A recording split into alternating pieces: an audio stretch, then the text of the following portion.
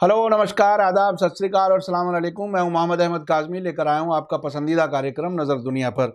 नागरिकता संशोधन कानून यानी सिटीजनशिप अमेंडमेंट एक्ट पास होने के बाद विदेशों से आने वाले रिएक्शन में सबसे सख्त बांग्लादेश से आ रहा है। ऐसा लगता है कि वहां की सरकार और अपोजिशन दोनों भारत की तरफ से बांग्लादेशी घुसपैठियों का मामला उठाए जाने के बाद जवाब देने के लिए पूरी तरह से तैयार हो गए हैं। बांग्लादेश के विदेश मंत्री डॉक्टर ए.के. मोमिन ने भारत से अपने यहाँ गैर कानूनी बांग्लादेशी नागरिकों की लिस्ट मांगी है, जबकि वहाँ के विपक्ष का कहना है कि भारत के इस नए कानून से न सिर्फ बांग्लादेश की आज़ादी और सॉवरेंटी को खतरा होगा, बल्कि पूरे भारतीय उपमहाद्वीप में अस्थिरता यानी इंस्टेबिलिटी आएगी।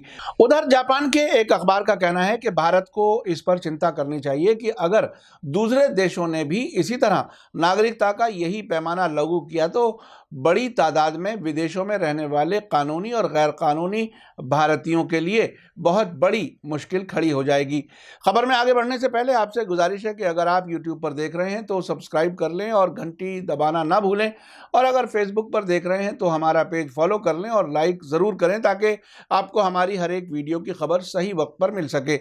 और अगर आपको हमारी खबर सच्ची और अच्छी लगे तो अपने व्हाट्सएप ग्रुप, फेसबुक, इंस्टाग्राम और ट्विटर अकाउंट पर ज़रूर शेयर कर लें ताकि मीडिया स्टार वर्ल्ड की खबरें दुनिया भर तक पहुंच सकें।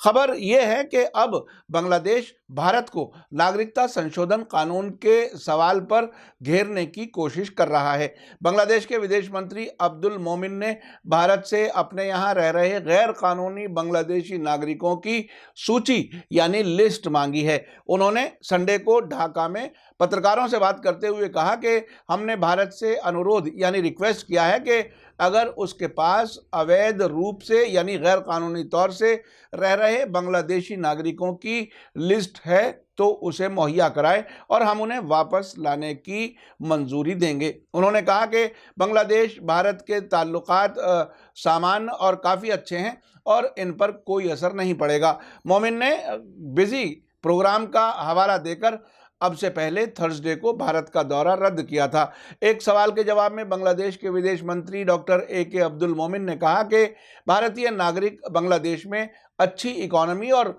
मुफ्त में भोजन के लिए आ रहे हैं, यानी अच्छी तनख्वाह और मुफ्त खाना। मोमिन ने कहा कि भारत के लोग बांग्लादेश इसलिए आ रहे हैं क्योंकि हमारी हालत बहुत अच्छी है, हमारी अर्थव्यवस्था यानी इकोनॉमी की हालत मजबूत है। जो यहाँ आ रहे हैं उन्हें नौकरी मिल रही है, हाशिए के लोगों को यहाँ मुफ्त में खाना मिलता है।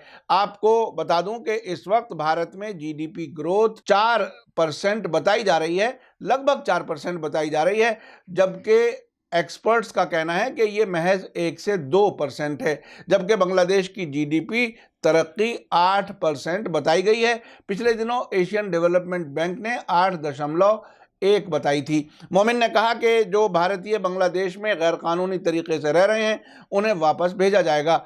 बांग्लादेश के विदेश मंत्री से पत्रकारों ने सवाल पूछा था कि क्या भारतीय बांग्लादेश में घुस रहे हैं। मोमिन ने कहा कि भारतीय इन्हीं वजहों से बांग्लादेश के लिए आकर्षित हो रहे हैं यानी अट्रैक्ट हो रहे हैं।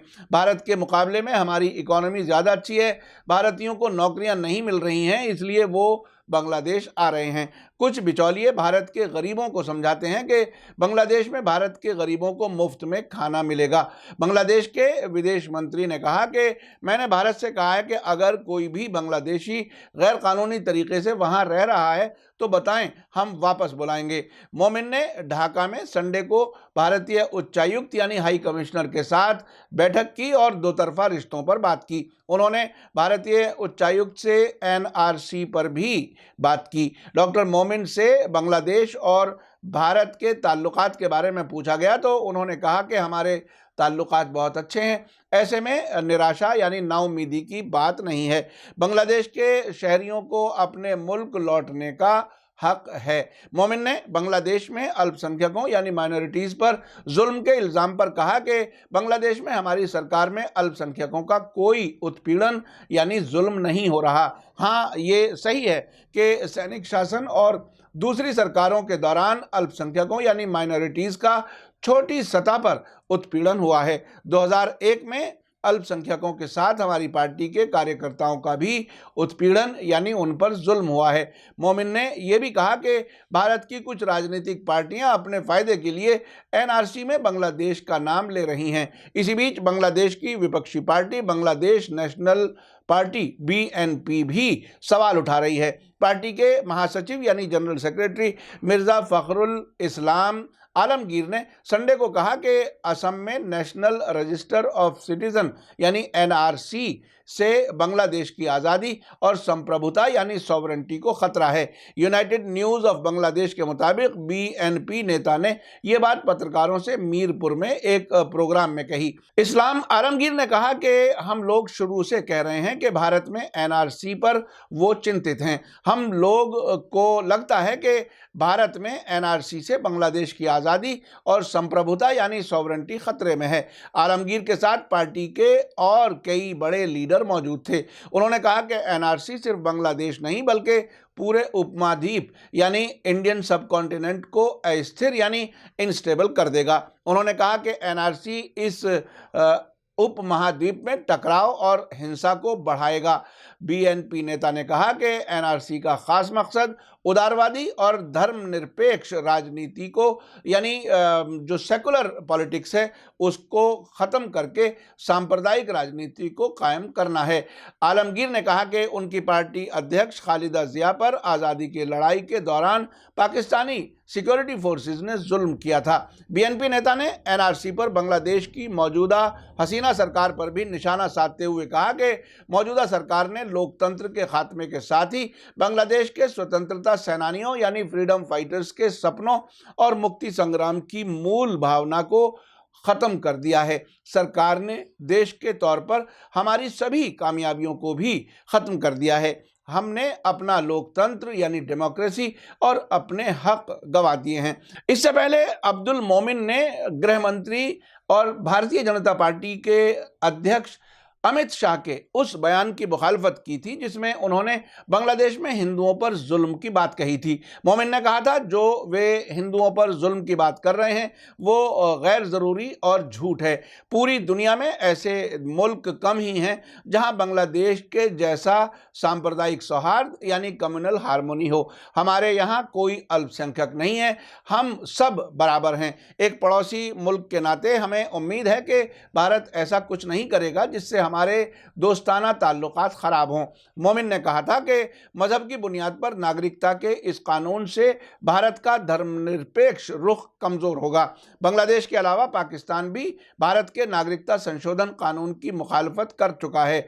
इसके अलावा संयुक्त राष्ट्र यानी यूनाइटेड नेशंस ने भी इस पर चिंता जताते हुए कहा था कि नया कानून बुनियादी तौर पर भेदभावपूर्ण है। मानवाधिकारों की हालत पर नजर रखने वाली संयुक्त राष्ट्र की संस्था यूएनएचआरसी की तरफ से फ्राइडे को एक बयान जारी करके कहा गया था कि हम इस बात से फिक्रमंद हैं कि भारत के नए नागरिकता संशोधन कानून की रूह बुनियादी तौर पर भेदभाव करने वाली है। यूएनएचआरसी के स्पोक्सपर्सन की तरफ से जारी बयान में उम्मीद जताई गई है कि सुप्रीम कोर्ट नए कानून की समीक्षा करेगा और इस बात की सावधानी से समीक्षा करेगा कि ये कानून अंतर्राष्ट्रीय मानवाधिकारों के बारे में भारत की जिम्मेदारियों के मुताबिक है या नहीं। इसी बीच जापान टाइम्स ने हाल ही में अपने लेख में लिखा है कि भारत को इस बात से डरना चाहिए कि अगर दूसरे मुल्क भी उसकी इमिग्रेंट्स के बारे में पॉलिसियों को अपनाने लगें तो क्या होगा, क्योंकि भारत की एक बड़ी आबादी कानूनी और गैर कानूनी तरीके से दूसरे मुल्कों में रहती है। इसमें कहा गया है कि इसमें तो कोई शक ही नहीं है कि सो कॉल्ड इलीगल इमिग्रेंट्स से निपटने का भारतीय रणनीति यानी इंडियन स्ट्रेटजी का वास्ता धार्मिक भेदभाव से है। इतना ही नहीं, विदेश नीति और सुरक्षा पर भी इसका बुरा असर पड़ेगा। टोक्यो से छपने वाले द जापान टाइम्स की खबर में लिखा है कि गुवाहाटी में भीड़ और पुलिस के बीच हिंसक संघर्ष हो रहा है और स्थानीय यानी लोकल हालात को ध्यान में रखते हुए प्राइम मिनिस्टर शिंजो आबे का दौरा स्थगित करने का फैसला लिया गया है। आपको मेरा कार्यक्रम कैसा लगा कमेंट्स में ज़रूर लिखें। इसी के साथ मुझे दीजिए इजाज़त। थैंक यू, धन्यवाद, शुक्रिया। जय भारत, जय हिंद।